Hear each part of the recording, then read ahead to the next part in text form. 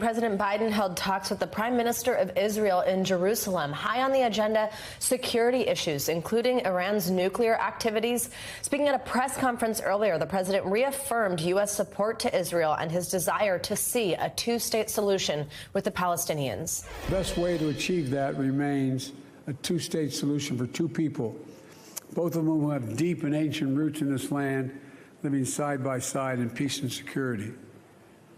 Both states fully respecting the equal rights of their citizens, both people enjoying equal measures of freedom.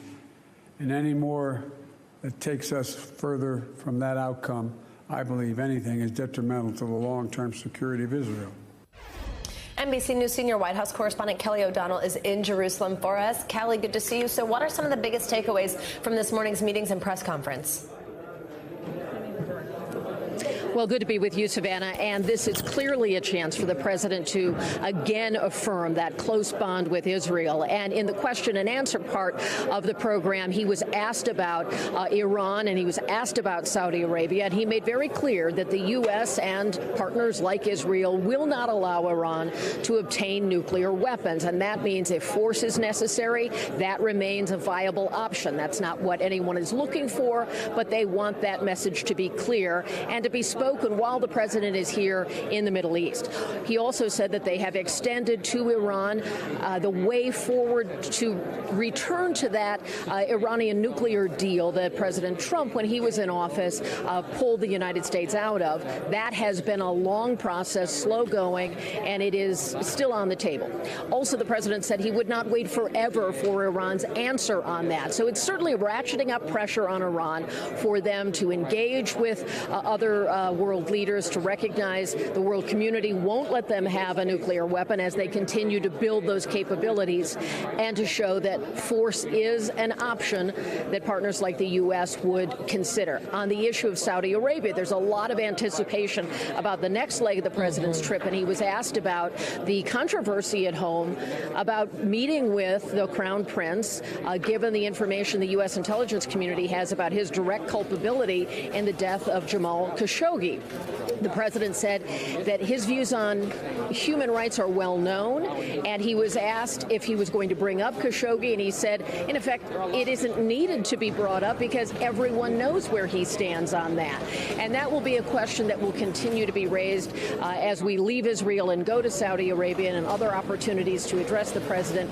Will he raise the name Khashoggi? Will he talk about it in private meetings, or is he leaving his position as enough? He also emphasized that going to Saudi Arabia is about attending a conference there, trying to de-emphasize the fact that he's going to the kingdom, even with all the controversy. Yes, there is a conference there. He will participate in it, but it is still very important that the American president is going to Saudi Arabia when candidate Joe Biden said they are a pariah state for their human rights. Savannah? Absolutely. Now, also, Kelly, we know the president has a busy day of plans ahead today, including a meeting with former Prime Minister, now opposition leader, Benjamin Netanyahu.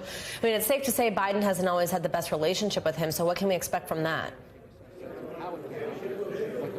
Well, they certainly had a very warm greeting at the airport, and one of the principles of when the U.S. comes to Israel is to meet not only with the current sitting officials, like in this case a caretaker Prime Minister Lapid, but also to meet across the spectrum with all of the different kind of representatives of the different political viewpoints. And in this case, Benjamin Netanyahu, who's very well known to Americans, was in office for a long time, and so that makes sense. And the intent behind that is that the U.S. is not president to prime minister in the relationship, but U.S. to all of Israel in its political views. And so that's a standard thing. It is something where clearly President Biden knows that the former prime minister had a very close relationship with Donald Trump, but that doesn't mean that President Biden can't have a working relationship here. We certainly heard him really emphasizing his personal feelings about being in Israel and his longstanding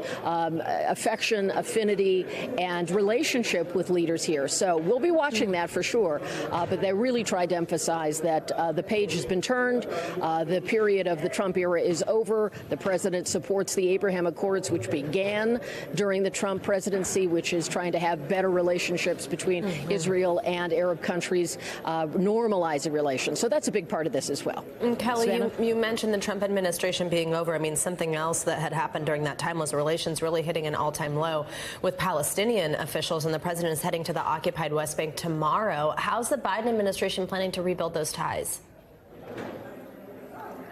Well, one of the things we've heard the president talk about is his support for a two-state solution, to have a Palestinian state alongside Israel and a Jewish state, to have peace and stability because of that. He acknowledges that is not something that is happening anytime soon, but we also heard the prime minister say that he too supports that. And so establishing contact directly with Mahmoud Abbas and to be able to have that conversation, something we've not seen in several years, is another way to try to bridge that gap and to show that the U.S. view is that a two-state solution has the best chance for long-term stability. At the same time, there are questions always about the Jewish settlements and some of the more aggressive positions Israel has taken, and trying to find that balance. So there's real diplomacy involved in this, and the president will make that trip, and he will do it without an Israeli representative with him. And there will also be a chance for them to make statements. So we'll be able to get a sense of how that meeting goes after they get together. All right, Kelly O'Donnell, thank you so much. Thanks for watching our YouTube channel. Follow today's top stories and breaking news by downloading the NBC News app.